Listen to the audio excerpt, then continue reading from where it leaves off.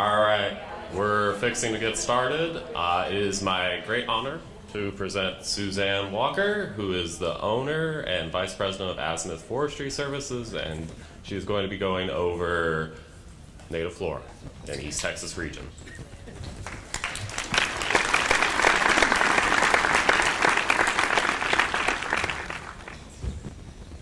We're going to dim the lights. Oh, can y'all hear me? Yes. Okay, that's pretty good. Oh, I guess I got to stay in front here. I'll probably drop it, bump it, that kind of thing.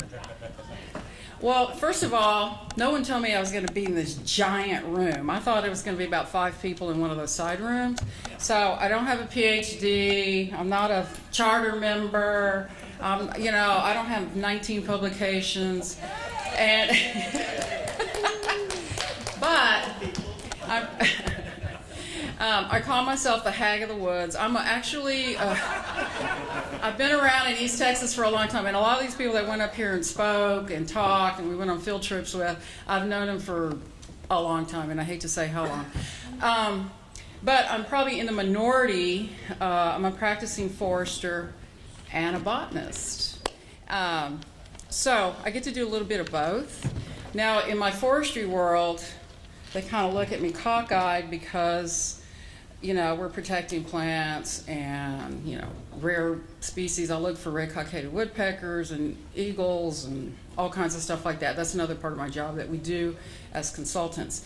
And I used to work for the feds, and I'm a recovered federal worker. But I don't know, sometimes I keep sliding back. I have a couple of contracts with them, so, it's like the same old people. And now I've become part of the, used to work for the Forest Service, and you're still working in the field? And I was like, I'm not quite that old, but I'm getting there. I got my letter from Medicare, so just saying. They go, someone in your household is going to become eligible for Medicare within the next 14 months or something, and I threw that sucker in the trash. Anyway, to move on all my travels throughout East Texas, and I'm originally from San Antonio. And as a child, my father was a big hunter and camper. We went west, and we used to, camp in Colorado, camp here. Never saw a damn pine tree. So when I was about 8, we went to Colorado, and I said, this is great. There's trees all over the place. They don't have thorns. There's pine cones. It was just, I was so amazed because, like I said, I grew up in San Antonio. So I was that age, and I said, one day I'm going to come back here, and I'm going to come back with my husband. And damn if I didn't meet my husband in forestry school. So we didn't go back to Colorado, but we're both consulting foresters. Now he's a pure forester, and then he sends me pictures and says, what's his plant, but he's coming around. So, but he's pretty good. So we're going to get into, I know everyone's going over the ecoregions and all that sort of stuff, and so I'm going to kind of jump over that pretty quick so we can get into the pretty pictures. And let me see if I can make this thing work. I took all these pictures, and the ones that I didn't. There's only 2. Adam Black gave them to me because I had some really bad ones. And I'm not a photographer, so y'all gonna have to bear with me. There we go. All right, y'all all know this. The arrow, that's most of what we call the piney woods, but I'm gonna further it down to talk about most of the places that we found most of the stuff. There it is blown up. And then the next one, and again, like Matt was saying, there's fingers here and fingers there, and sometimes you're like, what is this doing here? And we find stuff in really kind of odd places, and it's very true. Oh, there we go. So the yellow ones, I highlighted those. That's where I do most of my work, and a lot of the people that we find some of the rare stuff is mostly in these counties. Now it goes a little south and a little east, a little west, and a little bit north. Found a few things in Panola County. But there's a really big, let me see if I can make this thing work. All right, let's see, where's the button? Pretty good concentration here. Does that go to both of them? Oh, geez, okay. I do a lot of work in these counties because that's a lot of our rare habitat in this area. So So we're just going to keep on keeping on. Y'all saw this. Mesic uplands, ravines, longleaf pine forest, sandy lands, bagels, bogs, floodplains, swamps, and riversides. The Mesic community, you find some pretty good stuff in there. The ravines, which is kind of, a lot steeper ground. In some places we have 30, I know I'm a flatlander, I'm from San Antonio, and especially down here it's really flat. But there's a couple of places we have greater than 30% slope, which is kind of neat. And a few of these places, you're like hanging on the tree so you don't go down into the creek. The longleaf pine forest, and that's where I took a crew yesterday. Greg was with us. And we all love the bogs and the bagels. There's all our rare stuff, so. Okay, and I probably did this incorrectly, but we're just talking about the aster family. This is not the plant of concern, but this is a Verbicina helianthoides, and it's kind of cool when you see it. It's not really considered rare. It's just kind of, you got to be in the right place at the right time to see it. But I found a huge population of these, and it was just growing out of the rock outcrops that we have in St. Augustine County. But going into the asters, and I think this next species, I think Peter talked about it, is the Stokesia laevis. And it was in Bagels, kind of like what he said. And it's only known to 7 states until Peter found this one in 2019. There's only one county, Angelina County. I was out of the country. Everybody was blowing up my phone. What is this? What is this? What is this? And they said it's Eryngium. I said, that is not an Eryngium. It's in the aster family. And so they didn't wait till I got back until they took a big field trip. So I didn't get to see it till the next year when it came back out in flower. And there it is. Of course, that's what you saw. It's just gorgeous. It's beautiful. And it's kind of amazing because it is just mucky, black bagel soil. There's a lot of roots. You can go down to your waist. You can go down to your knees, and you have to be careful you're walking around out there. There's other species that when we see, we start looking for this. There's is Joe in here? There's an orchid out there. There you are. What orchid am I talking about, Joe? Clavulata? What's the species? I mean, the gene. Yeah. See, you don't even know the. Platanthera clavulata. Okay, so if we see that, we think that's a pretty good site, and we saw several of them very close to this. So, and this is really a neat plant. So look at this next picture. Look at the leaves on that thing. Let me see if I can point. It's very serrated. I can't read it. Okay, we'll go over here. Okay, see all the serrations right here? It's really neat. And then when the first time I saw it, Peter took me out there. It was this high. It was very tall. It was almost hip high.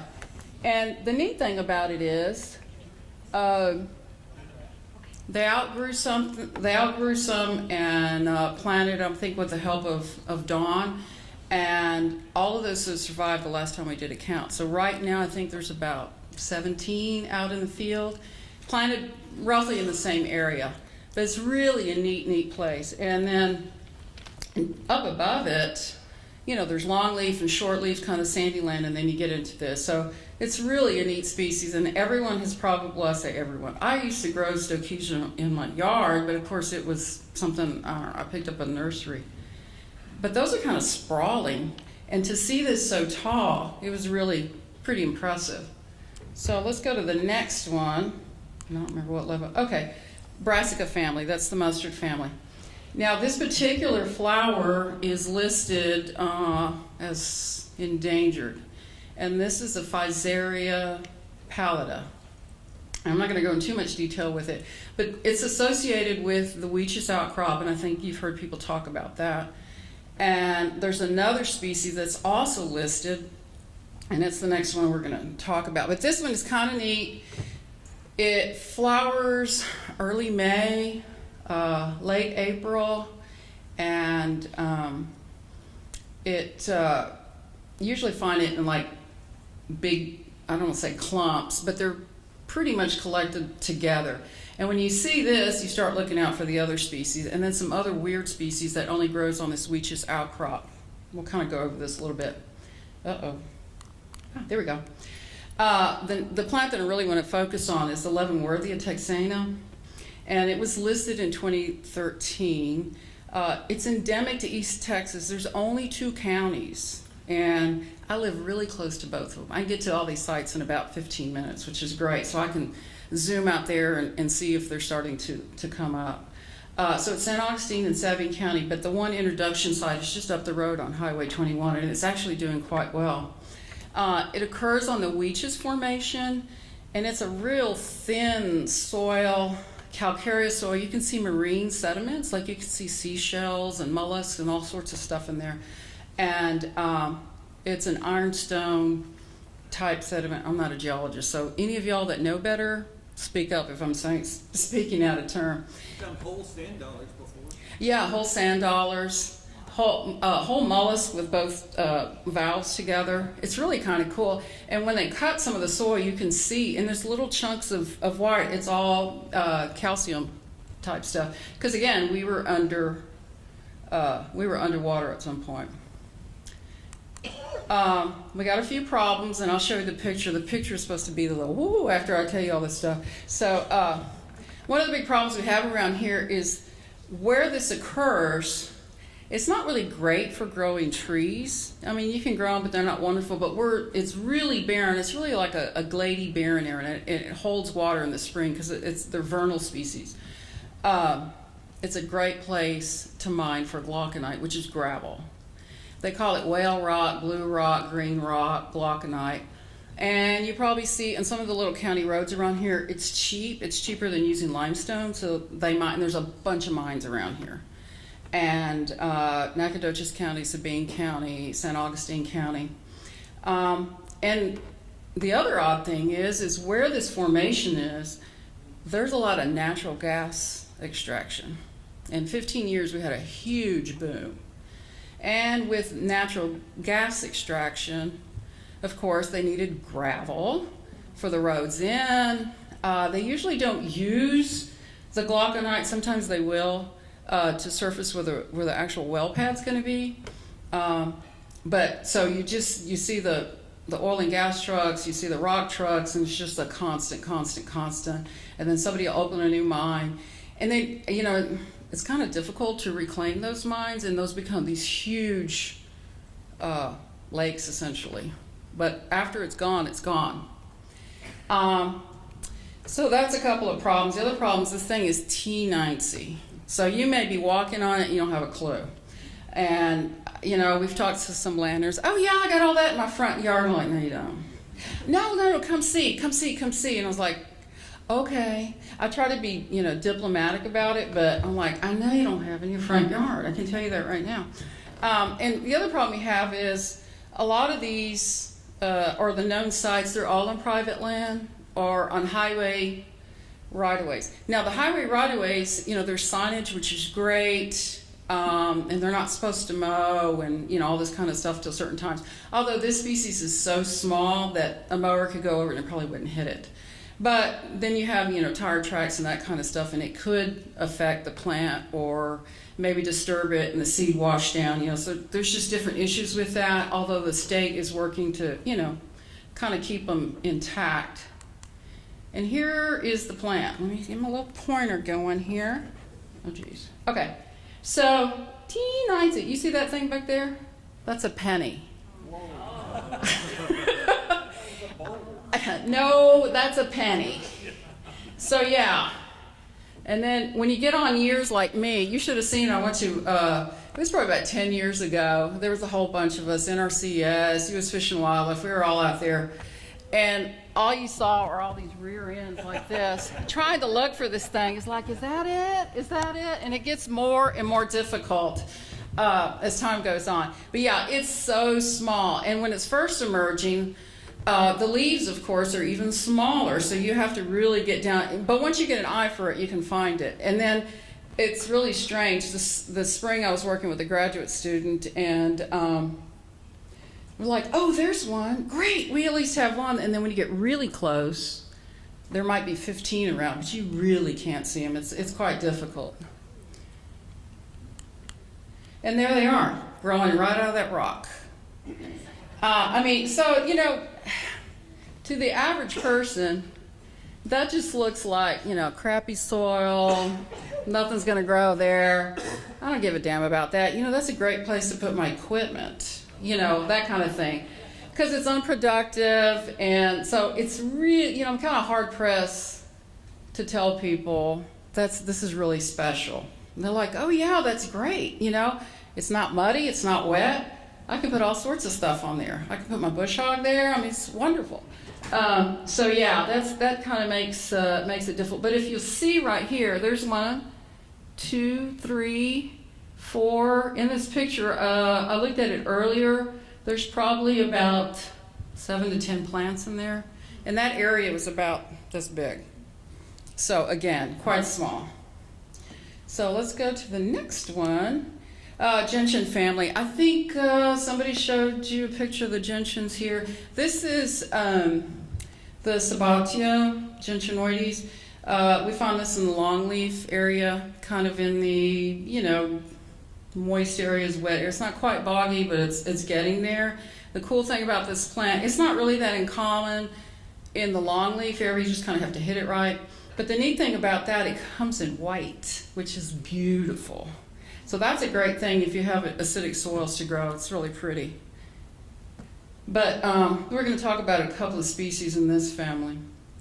Let me see.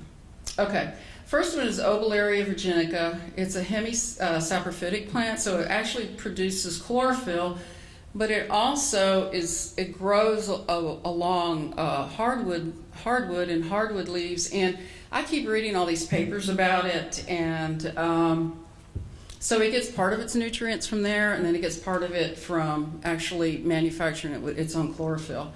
Well, it's only occurs in 4 counties, and I saw one herbarium specimen, and I think it was from the 1800s, and it just said Texas. Well, so I'm not quite sure that I suspect it came from East Texas, and that's about as good as that's going to get.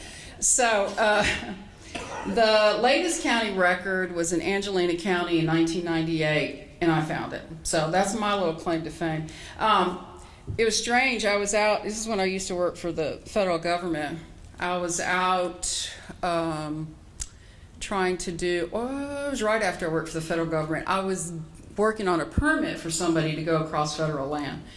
And they were trying to get an access road. And it was, everything was kind of nondescript. There was a plantation, and I was like, I'm just going to walk down to this creek. Maybe there's something down there. Well, it was February, the first week in February. Of course, there was nothing because, it was February. It was cold. And then I'll see this plant, and I go, what is that? I've seen it before. Luckily, I had my camera. Now, mind you, this was back in the day. No digital cameras. No GPS points. So keep that in mind. So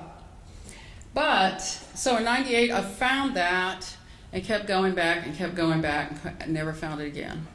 And I was like, oh, it's gone. So I think it was in 2020, a group of us, we're cruising around. It was me and Peter and Giada, and Joe, you were with us, I think. And we thought, well, let's just go down there and see. Maybe it happened. And strangely enough, it was there. I was like, it's still here. So then kept going back. Never found that spot again. It's so small. Again, we're always trying to manage around things this big. And then I went back in 21 to try to find it yet again, gave up, and I thought, well, I'm just going to walk around the woods. And I walked around the woods for a long time, went to the lake, walked along the edge, found all this other stuff. And I was like, oh, I guess I better go home, and almost stepped on another patch. But according to NatureServe, they have to be more than 1 kilometer between populations, and these are probably, I don't know, maybe 1,000 feet apart, so I didn't quite qualify. But I'm calling it a new population. Of course, because of how dry it's been the last 2 years, we haven't been able to relocate either one. And there it is. It's a little bitty tiny thing. And they call it a pennywort, and the description is because the leaves are kind of round, and represents like a coin. I don't know where they got that. But that was, and it's got these little bitty lavender flowers. The one that I found the first time, it had a bud, and that was on February the 1st. And I followed that plant all the way till April, and it just sat there, and it finally opened. Yeah, and I was like, what does this thing do? I was like, it's not doing anything. And I actually found it in an Eastern book, because I was like, I've seen this, and I kept trying to figure out what in the hell it was. And then I was like, oh. So, I didn't even know how to start keying it, so I started going through all the books. Don't tell me there hasn't been a botanist that just starts looking at the stupid pictures, because there's no other way you can figure it out. Kind of like what Dr. Van Clay was saying. So, there's how big that dude is. I scanned that. It's my old photograph, because I happen to have my camera, yet again. I used to just carry it around. And Joe can tell you about. Joe's a great photographer. This was film, and I went home and I was like, oh, please come out, please come out, please come out. And you just wait and you open up the thing and hoping it can at least, resemble something that was in the field. But you can kind of see the hardwood leaves around, all around here. There's a pine needle. There's a few pines, but it is mostly hardwood. And there's down below, there's a large beech tree, and then just some other species. And right before you get to the drain, it got quite steep. It wasn't a really big drain, it's just very, very steep. It was kind of interesting to find that growing there. So now here, our field trip yesterday, we were supposed to see this, and I think Scott, did y'all see some yesterday? No. This is related to it. You can kind of see similar color, similar shape. Of course, these get quite large as opposed to but they're in the same family. And beautiful blue flower. We went yesterday to Fox Hunters Hill, and we found the plant. I had 15 flags all the way to it, but it hadn't opened. So it's just sitting there. It's been a horrible year. 2 years ago, we found them all over the place, probably the most we'd ever seen. And they're very, very stunning. They're beautiful purple and blue flowers. And they have that many on one plant, and sometimes they branch out. So very, very pretty. If you ever get the opportunity, and don't come when we've had a drought. We obviously think that's the reason why they haven't done very well. I'm still hoping to dig one up and put in my yard, but I haven't done it yet. So. Which all good botanists would do, right? Okay, I think Peter touched on this. A couple other. This is the Handelaceae. This is the what's the common name? Witch hazel. I'm really bad with common names. Actually, this one is the big leaf witch hazel. This happens to be the yellow form that we found. And it's really neat. We've been doing a lot of collecting of seed specimens, all sorts, because they're working on the germplasm. And like Peter said, it's probably going to hit the market in the next year or two, because it is actually a very, very beautiful plant. Okay, so, and it's been found here, but again, it was misidentified. We feel like it was probably Virginiana. Flowers in winter. It starts in December, but the big flowering period's like in January. When it's freezing ass cold out, and you're like the wind's blowing, and you're trying to hang on. You're by the lake. Yeah, that's when it flowers. And but so far, it's been in Sabine, Newton, Jasper, and Angelina County. And talking to the folks at the National Arboretum who are doing the germplasm studies on it, he was talking to another fella. They feel like it's a divergent species. Like, this is all Virginiana, but they're starting to divide, and then we're getting this coloration, which is kind of a neat theory. I don't know how long it's going to take to completely divide or get the taxonomists to decide that it has divided or whatever, but to me, and a lot of the people looking at this, it does look different, but sometimes right next to it, there might be a Virginiana or what we think is a Virginiana, and then the Ovalis. So it's kind of strange when you find them like that.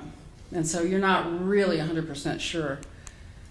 Look at the leaf on this thing. Y'all have seen witch hazel. That's Peter's hand, by the way. Peter is one of my work husbands, by the way. And people go, God, when y'all go out, y'all fight just like husband and wife. Yeah, I have a husband, I have plenty of that, and then I got to hang out with Peter, and I'm like, geez. So yeah, but yeah, we've been wandering the woods for years and years together. So that's one, and the difference is on this species is the leaves are very, very fuzzy.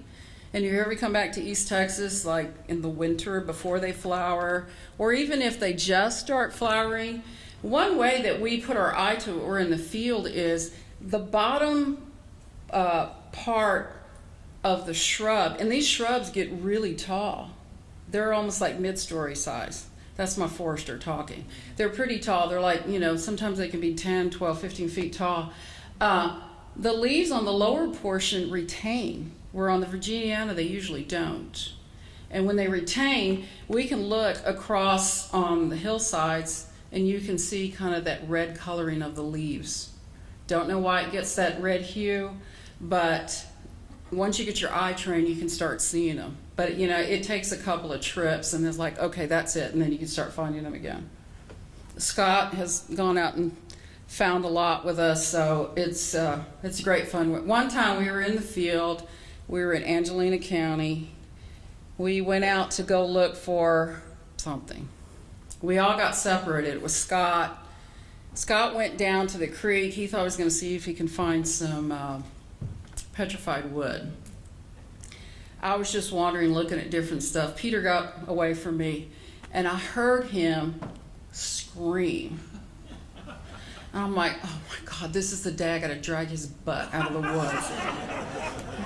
I'm like, if you go out in the woods with Peter, I was like, Peter, you got to give up the cigarettes or something. I said, I'm not going to drag you out of the woods. I'm leaving your butt here. So I heard, he's like, ah, and I thought, oh God, he fell. I'm never going to get him out of here. And I started running over there. And he goes, look down there. And I was like, damn it, Peter, I thought something happened to you. So anyway, there's the red form. Beautiful, beautiful. Now this one I will say, I did dig up one and I put it in my yard and it's living. Now I don't know if it's going to have flowers or not. I've been watching it because it went through the drought. Even though I was watering, it's not the same as rain, as I'm sure y'all well know. But look at that. See all that? That's when we were in the field with the researchers that came down to collect. Look at all those different colors. I mean, it's just gorgeous. So there's our yellow, there's our peachy orange. Here's a kind of more of a scarlet color. This is a bad picture, this is the iPhone. But what was so cool though, and I have a picture of it somewhere, there was one shrub that had 3 different colors on it, one limb. So there was an orange one, there was a sure enough red one, or kind of pinkish red, and then it had yellow. So there's something going on. You got a question? Yeah. Have you seen them for any length of time to know if they change color? No, because the question was, have we watched them for any length of time to see if they've changed colors? I hope I can live that long. I mean, I don't know. We have some of them identified in the field that we know that's the big orange one or that's the peachy one, just because we've been over. And it's just been the last few years, so they've kind of held true to that. But that guy, that one that we found that had the several colors, I think we took a GPS point on that. But we're going to go back out this winter and try to, revet all this stuff and see if anything has changed. It's kind of hard because you can use a surveyor's grade of GPS, you can use your iPhone, you can use a Garmin, and so they're all, and then and you find them like in big patches, so it's kind of difficult. And we've just decided that, as with most things, probably the genetics is the same for all of those in the same area. So it'd be interesting in another 20 years to see how these look. But we've got a lot of areas marked, and we have a lot of hunches on where there's probably more. And we're hoping to get over to Louisiana because it's Texas, Alabama, Mississippi. There's a big gap. It's got to be in Louisiana. Louisiana's got loads of longleaf, same type of soil, kind of like what Dr. Van Clay was saying. So it's got to be there. And I was trying to get out there this summer, but I'm not really a fair weather forester or botanist, but I can't do it in 110 anymore. I'm not 25 and 30 and you drink a cup of coffee and don't come home till 6 o'clock with one bottle of water. Those days are over. Ain't gonna happen. Now I'm like You can see this superficial resemblance that's in the same family as the Laura petal and the Chinese fridge flower. exactly. I'm glad you said that. I was gonna bring that up. Yeah.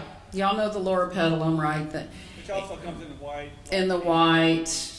I remember a few years ago, the white was all the rage, and then the pink was all the rage. And the thing is, they're kind of nondescript shrubs, and the leaves are real little. I like the leaf pattern on these. So just right. Then they all froze. That seems they either froze or dried up. Something either freezes or dries up. So let's go on to the next thing we got here. There it is in the orange. We call that one bicolor. It's got an orange center, reddish center, and yellow. I mean, it is gorgeous. And when you walk in there, they're very aromatic, which is kind of neat. They smell wonderful. Before you even get there, you can start smelling them.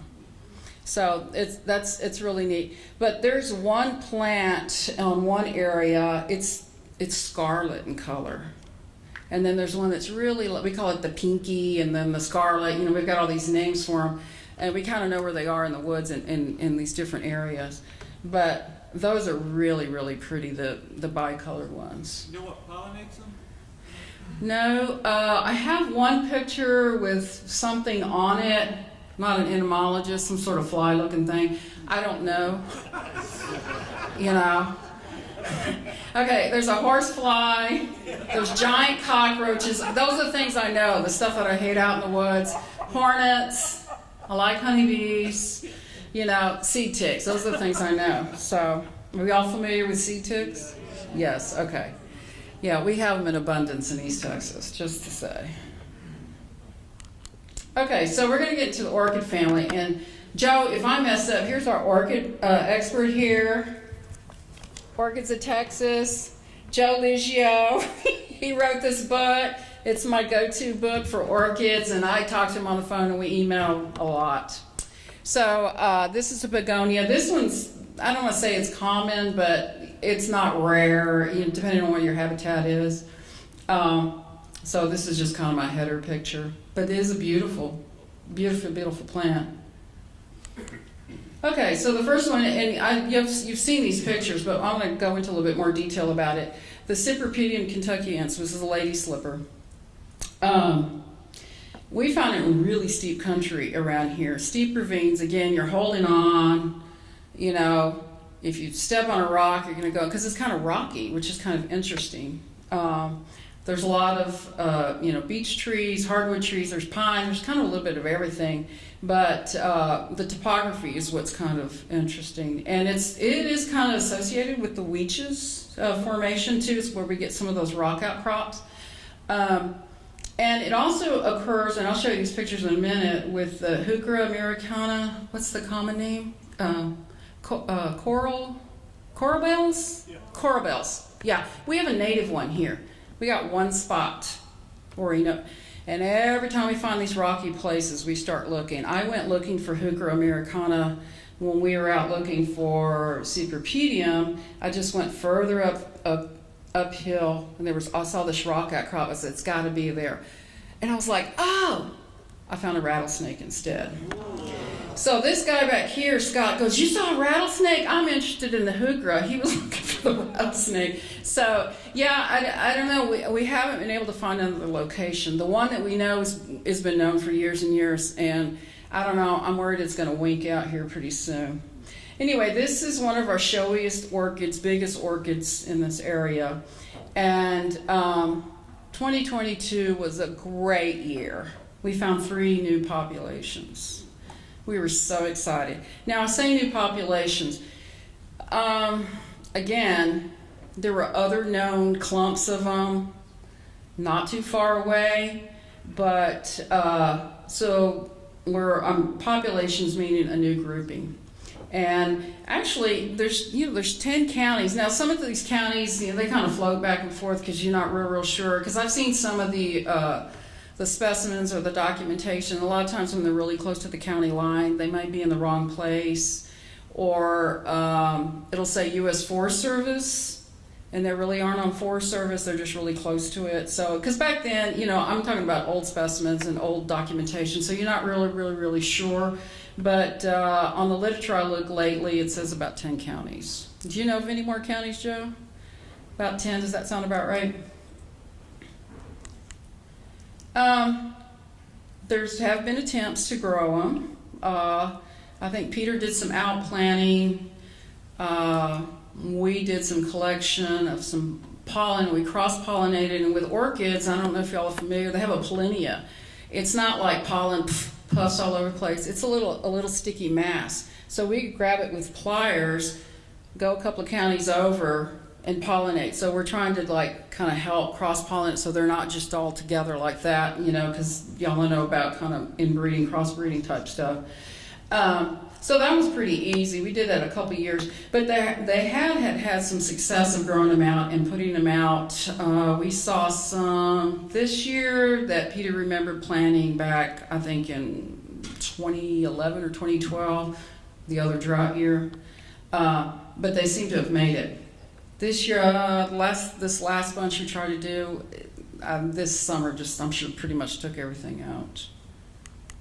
So there's, you saw that. I think that's one of the new populations we found in 22. And I didn't get into it, but, I said they grow on this really steep, rocky type stuff. The other location they grow is in this floodplain. And I'm like, what are these doing down here? It's kind of strange. It really is kind of strange. So you've got this flat land. It's rich soil because it's depositional from the creek. And then you got this stuff up on the steep. And again, we're kind of curious as to why they occur that way. Now here it is up close. And it's pretty stunning. I've seen these numerous times of the last, I don't know, ever 20-something, long time. Because there's a couple of locations.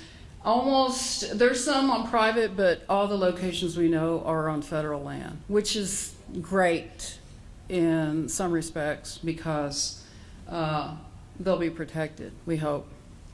But anyway, hence the name Slipper. It looks like a little shoe. So, yeah, but they are really stunning. And when you see it, it's kind of one of those, it really does take your breath away. So if you ever come back in the spring, maybe you'll have the opportunity to see it.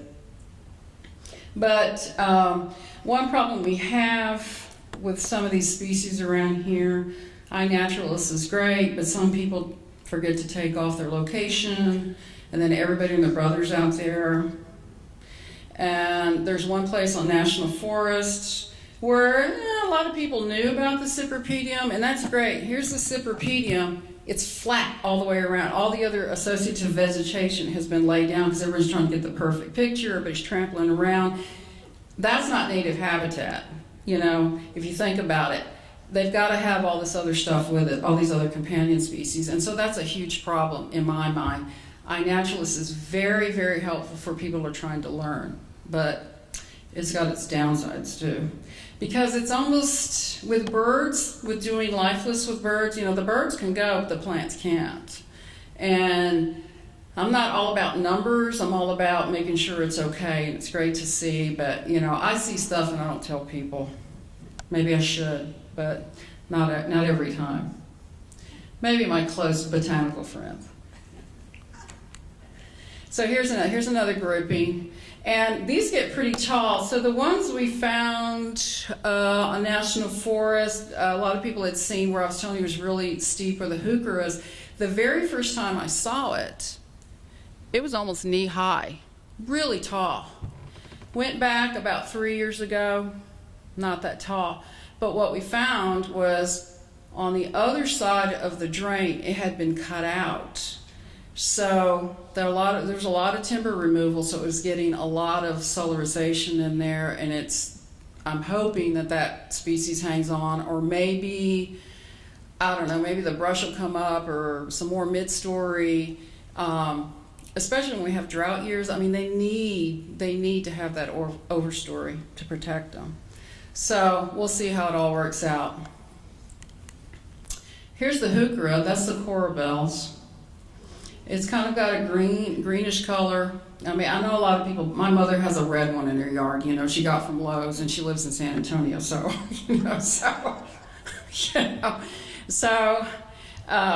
but yeah, this is our native one, and this picture and the next picture was taken by Adam Black. And here's the flowers up close. Really cool, really neat plants. But I've seen it before, I've never seen it in flower. You know, this is how rare that it is. So there's got to be some more locations. I just don't have a clue where those might be. So we just need a lot more people out there looking for stuff. And there we go.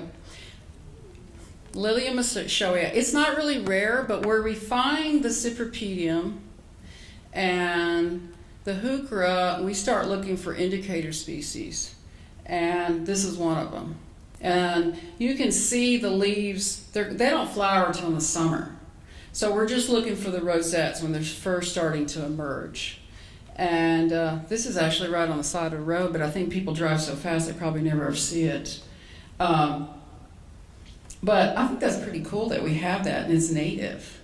The first time I saw that early in my career, I was out cruising timber, and I was so excited. I've seen it in a book, you know. And growing up, I grew up in San Antonio, so we didn't have anything like that, you know. So I was very excited, and I took a specimen, and I put it on one of those mounts that's under glass, and I took it up to the Forest Service office, and it sat up there for like 25 years, and they gave it back to me about 5 years ago. It's like, okay, they weren't that impressed. So, but I have it. It's all dried, and you can barely see the color, but that was my first one I ever collected. You always remember your first time, right? Okay, so, and this is another indicator species, the bloodroot, the sanguinaria. Same thing, really stunning. You see it, you grab your camera, you turn around, and the petals have fallen off. They're very difficult to catch in flower. You think, okay, last year they flowered on, I don't know, March the 3rd. So you go out there March the 2nd, and they flowered on March the 1st, right? So they're really, really hard to catch, especially a big patch. And usually when you don't have your camera or it's not operating is when you find the big patch and they're all in flower. But it's a really, really pretty species. Now, in the same area where we found a bunch of the lady slippers, this was 2 years ago. We were out trying to see if we found some new populations of Cypripedium that were emerging. And we walked for a quarter mile, and it was nothing but bloodroot. We just kept walking. When we were taking GPS points.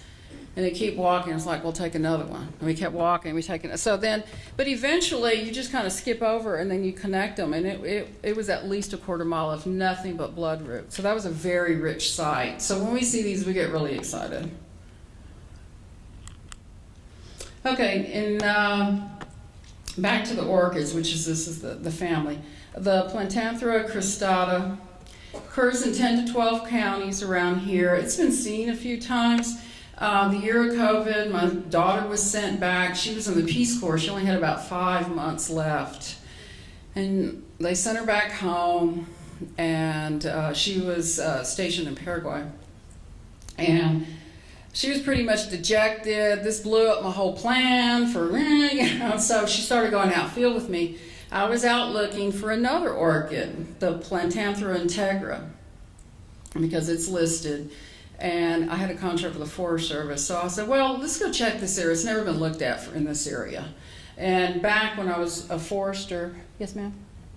Oh, you only have a couple more minutes. Okay. Okay, that's right. Oh, I thought I'd. 2:35. 2:35. I got 5 minutes. 2 minutes. Oh, we better hurry. Okay.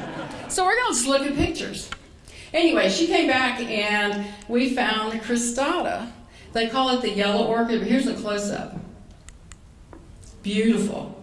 But it looks like 3 other ones that we have. There's a fringeless, the ciliara, so it's kind of hard to tell. So I thought I had 50 minutes. Okay.